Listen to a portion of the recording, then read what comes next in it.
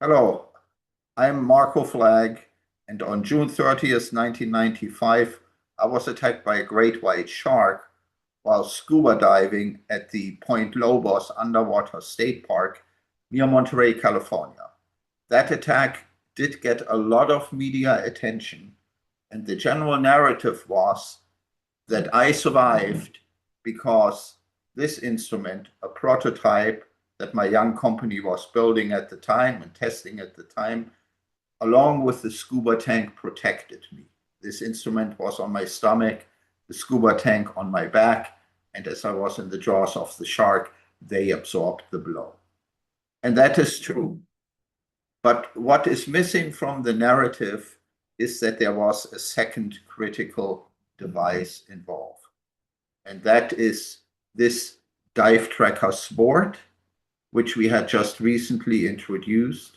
And you see it mounted here on this underwater scooter.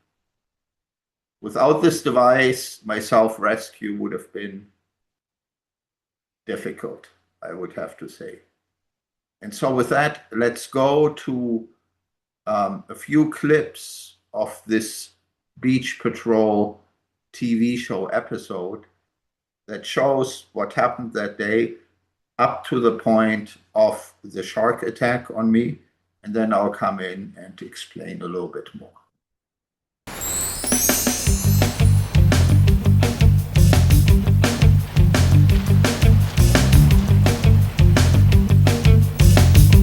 Just south of the famous Monterey Peninsula is a most unique California state park. Unique because much of it lies underwater.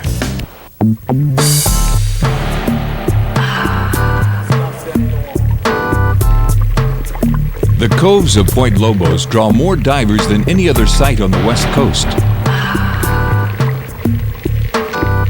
Underwater is a gallery of Mother Nature's creations. Sea lovers spend hours browsing around forests of kelp which nurture wondrous creatures. Three such sea lovers are Marco Flagg, Marcy Lecomte, and Steve Larson. On June 30th of 1995, they set out not only to hang out in this wonderland, but to videotape an experimental device developed by Marco, a DiveTracker. On their first dive, the water was perfect for Marcy's underwater camera. We were taking pictures of the DiveTracker, and we had probably 60 or so feet of visibility. It was real good light. It was a real pleasurable dive. As Marcy taped, Marco swam around like some modern-day ocean droid, complete with antenna and sonar computer hanging from his side. Marco's new device could provide the same service as instruments that help an airline pilot find an airport in a storm.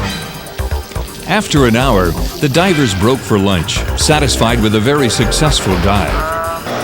Leaving the anchor line in place, the diving buddies headed for the cove. They had no idea what lay in store for them when they returned.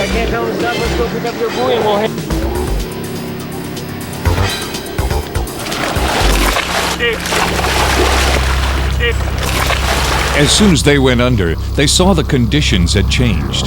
The visibility wasn't all that good, maybe 10 feet or so at the surface, green. And then the team got separated as soon as we got in the water due to the current and the fact that Marco was on the scooter, and I got washed back in the current, and Marcy went down the anchor line. The three of us went three different directions. And I set out towards deeper water, slowly descending.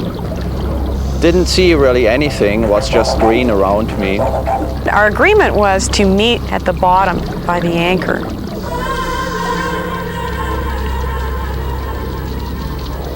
In the first minute, all the divers, out of sight of one another, experienced the same feeling. I felt as I was descending, I had company. There was something else in the water there with me.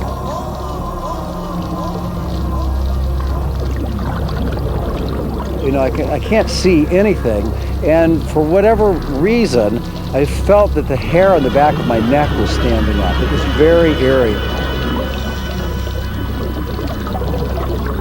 It was Marco who saw something first.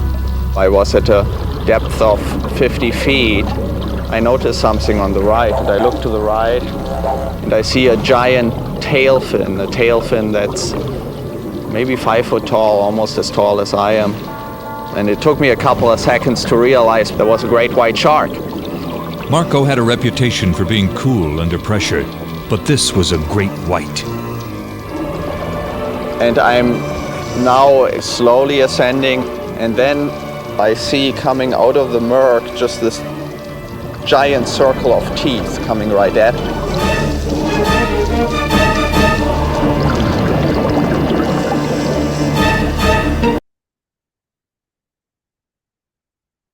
Cool under pressure, so that's how the narrator describes me. And while I'm not one who's given to panic attacks, this description is not the full story. If you think about it, imagine you're now attacked by a shark. You're in the middle of the water. I was 60 feet down. Visibility quite limited. The jaws of the shark clamp around you. You black out. You come to. It is a moment of confusion. And if you mess up, if your flight instinct takes over and you rush to the surface, you may have survived the shark attack, but it might be the air embolism that kills you. And so what happens here? In the following clip, you'll see that I was apparently quite composed and calm. Well, what happened is that this device really came in handy. You see, that after I checked myself out, as is described in these clips here, made sure my leg was still attached and so on, I swam a circle, pointing this in the process, mounted on the scooter, in different directions, and I picked up the signal from them. And that really made all the difference. Because now I knew how to get out of that situation. That was my signal hole. And I remember starting off in that direction, now calmer, now oriented again, and saying, all right, don't go to the surface too fast. Just swim steady in that direction, follow the signal. And sure enough, I came up close to the boat, got into the boat, and effected a effective self-rescue. So let's take a look at the next clips where you can see this sort of self-rescue. And then at the end of the video, I'll come back again and tell you a little bit more about my experience with this device and why I always carry it ever since then, the last 30 years, when I go scuba diving. It only had a hold of me for maybe a couple of seconds. And next thing I knew, I was free of the shark. So I felt to see if my leg was still there, and it was, so that was good. Marco was calm, but he was not the same person as just seconds before. He had been in the jaws of the shark. He could be bleeding and not know it.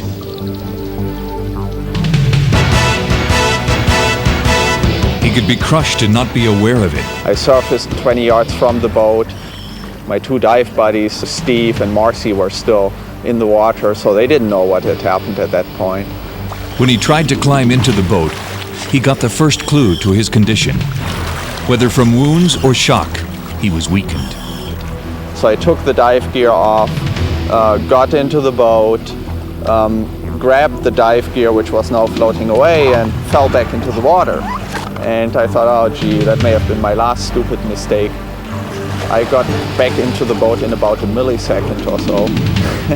Marco knew he had to warn his buddies about the danger they were in. Revving the engine means return to boat. All of a sudden I hear the motor of the boat. You know, at that I knew that I had to immediately return to the boat. And that last 20 feet of kicking back to the boat felt like it took me about 10 minutes. And that is the most vulnerable time, because that is the attack profile that the shark likes. It likes to come up from underneath from the unwary Finally in the boat, Steve checked Marco. You know, I could see that he wasn't bleeding out all over the place. Where he'd been cut, all you could see was these red fibers hanging out of his suit. It was real ghastly looking until I was able to look inside there better. There was no bleeding, and the sidewalls of the cut were probably a ½ inch deep and perfectly straight up and down. Marco might have been in shock, but he was stable. Now the problem was Marcy. And I knew there was a shark someplace here. And there's my girlfriend on the bottom of the ocean, and it doesn't appear that she's coming up. I was frantic, trying to gun the motor and get her to come up, and gun the motor, and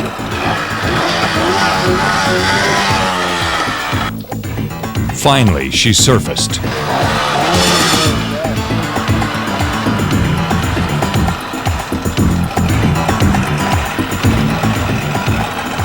Now, with all 3 divers in the boat, Steve headed for shore. we take off. Normally the speed limit's 5 miles an hour, but at this point, I'm not worried about getting a ticket. We just haul right up in there. When I looked at Marco in the boat, his wetsuit appeared that it was completely intact, and it was hard to believe that he had been bitten by a great white. When I saw him, I thought to myself, this doesn't look like a shark bite victim, but I approached him. I said, I heard that there was a shark bite. Can you tell me anything about it? And Marco said to me, I'm the victim. Okay, let's get this wetsuit off. Doing good. He had been bitten. How could he have escaped massive trauma? Before the mystery could be solved, Marco needed medical attention. As they packed him off to the hospital, pieces of the mystery began to unfold. Well, Marco had a computer on that covered his chest, and it had a tank on that protected his back. The prototype for the DiveTracker unit had 3 nice, neat little teeth marks in the silk screen of the keypad on this. When the shark bit him, it bit metal, both top and bottom. Had there been no metal there, he'd be dead. Evidence showed that this was indeed a huge shark that just didn't get a good bite. I think this is a 15-foot shark. What clued me in was the fact that he had a bite on the one side of his arm and on his leg and across the middle of his abdomen. There's no other fish with an 18-inch width, that has a mouth that big in this area. So it's been 31 years since this attack, and I'm now twice as old as I was then. In between, I've been on hundreds of dives, and in most every dive, I carry a dive tracker with me. Now, I haven't I have shied away from talking about it, in order to avoid sort of self-promotion, because these devices are made by our company. But recently, there's been another fatal shark encounter right literally within blocks of where our company is located in Pacific Grove. It was a swimmer. The device wouldn't have helped them, but it got me thinking that there is no use in not sharing that information and being too reserved about it. And so here I just want to go through what these dive trackers are, what they've done for me, and what they might do for you. Now behind me you see just a picture from another dive. That scuba diver here is me, and once more one of our devices mounted on the tank there. That's actually a satellite tag that on this expedition was used to track tiger sharks, and here is just before the tagging. And I'm doing some general testing, and you can see the visibility is quite good. So when I'm on a dive like that, I use the smaller version of our device called the DiveTracker Scout. And I can just place it here on my buoyancy compensator, and I won't even know it's there. And then when I need to find my way back to the boat, I just kind of point it around until I get the signal, and that's where I go. So this device is quite handy in good visibility. It doesn't quite have the range of the larger device, and also at close range the signal can become overloaded, so you may only get within sort of 30 feet, and then it's not useful anymore. So when I'm in a limited visibility situation, then I do carry the DiveTracker Sport. It's got a greater range. It's got a more narrow beam that makes it easier to find the direction. And again, you can select it high gain or low gain here, and when you go to the low gain position, you can come within 6 feet of your targets, such as your anchor line, and still get a signal. Now let's take a look at some actual DiveTracker operations here in the Catalina Islands. And here you can see a DiveTracker Sport transmitter just lowered over the side of the boat. And here now I'm demonstrating how to use the DiveTracker Scout, the smaller one, and notice I pointed in the direction where the boat and transmitter really is. It's very good visibility here. This is just to give you an idea how you just kind of scan around a little bit and go in that direction. Now we see it from the other perspective. And so if you don't know yet where the signal is, you do like a full 360-degree circle while observing the lights, the LED lights, because you can also get reflections from the opposite direction. So you're looking for the strongest signal here. I'm shielding it with my hand a bit so I can see the scout light in bright conditions. So then I say, all right, that seems to be the direction to go. I'm pointing here the direction with my hand, and off I go. So that's how you would use the Scout device.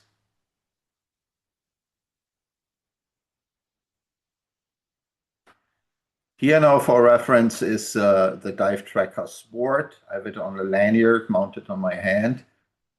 And I'm looking, it's got a more narrow beam angle, so it's generally easier to find the direction of the transmitter. And I found that now. Checking my gauges, I'm getting low on air probably. Yeah, I'm giving the up sign, so I'm low on air. So it's really time to go back to the boat now. Okay, there we go. And now you can very nicely see the display here.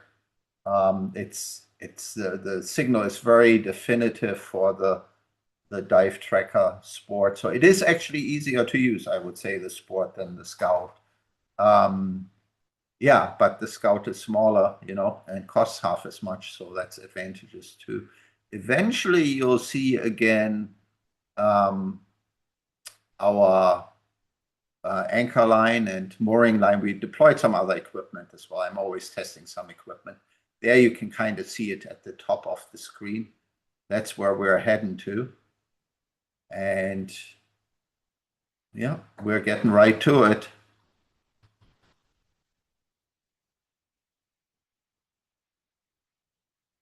Okay, and there's the boat. We made it. So always come up at the anchor line. We have a customer who says, a diver, you come up at the boat or you don't come up at all. I wouldn't recommend that, but you know, usually with the DiveTracker, you do come up at the anchor line. All right. Let's go over some of the specific use cases where you might use a DiveTracker, where it might come in very handy. One use case, of course, are dives that are in particular deep and or in limited visibility. And what I like to do then is I take a transmitter, you can barely see one here, and I attach it to the anchor line near the seafloor. And then I have my receiver, and it can take me right there. So at the end of a dive, I don't have to go up through the mid-water to come to the boat. Rather, I always go straight to the anchor line. And of course, the advantage of that, you know, it's a definite safety advantage. You going up the anchor line, you have your visual reference. You're not going to get out of control in any which way. And of course, if it's sharky waters, it's nice to stay near the seafloor.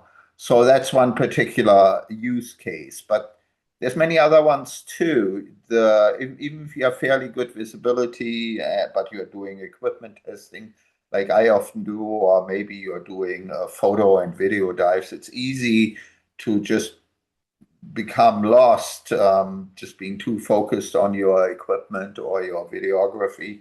And so it's nice to be able to just turn around and say, okay, this is the way back to the boat.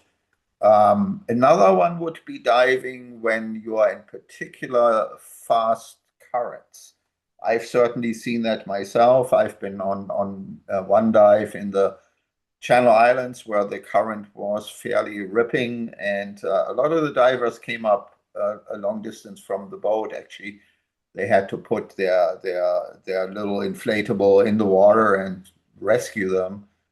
In my case, I came up right at the anchor line. You know, you can stay out of the current by being really close to the seafloor. This current is slower there. Then make your way back to the anchor line with the help of your DiveTracker, and then come up the anchor line. So for the final use case, I'll take you to a super special location, I must say. Yeah, the best dive I ever did, or diving, including one dive, and that is diving under the ice in Antarctica. Now, I had the great privilege of spending 2 seasons in Antarctica at the McMurdo base there at McMurdo Sound. And that is close to the Mount Erebus volcano, which is like the largest volcano in the world. And it has a glacier on the volcano that flows into the ocean. So on this dive, we took our snowmobiles and we made it to this remote location in the ocean, close to the glacier wall, drilled a hole in the ice to go diving there. Our purpose was actually to test these underwater vehicles here, experimental underwater vehicles that we were designing. And our company, Desert Star, we provided the precision underwater navigation system for it. Actually, it's kind of geeky, but I have to point out our little transponder hooked up to the umbilical here. So so we go underwater there to observe the vehicle and also collect some samples for biologists and such, you know. And the water is just super clear. But there's a problem. If you can't find your way back to the hole in the ice, you are staying down there for a long, long time. And so the standard procedure was to have a line with some strobe lights on it, lowered there, but they weren't really all that visible, and they would die sometimes. And my way to stay cool under pressure again was to simply hang a DiveTracker down through the hole with it.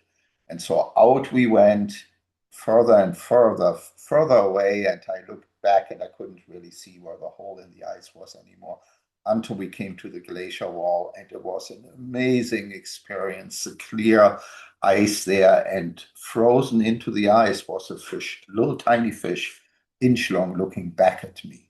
It's a kind of fish that gets frozen in and then thaws out, and it can survive that. So that was an amazing dive, and I could fully concentrate on that. And thereafter, just whipped out my DiveTracker and found my way right back to the hole. So you can see there's a lot of uses for this device. As I said, I use it on virtually every dive that I go on. And it's allowed me to still be here despite many, many adventures.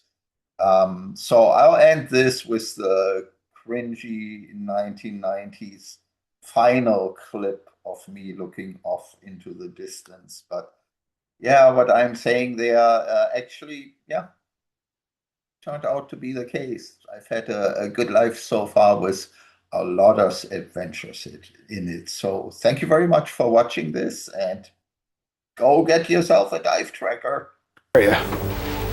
Marco Flagg was saved by his own invention, and he fully intends to keep on diving.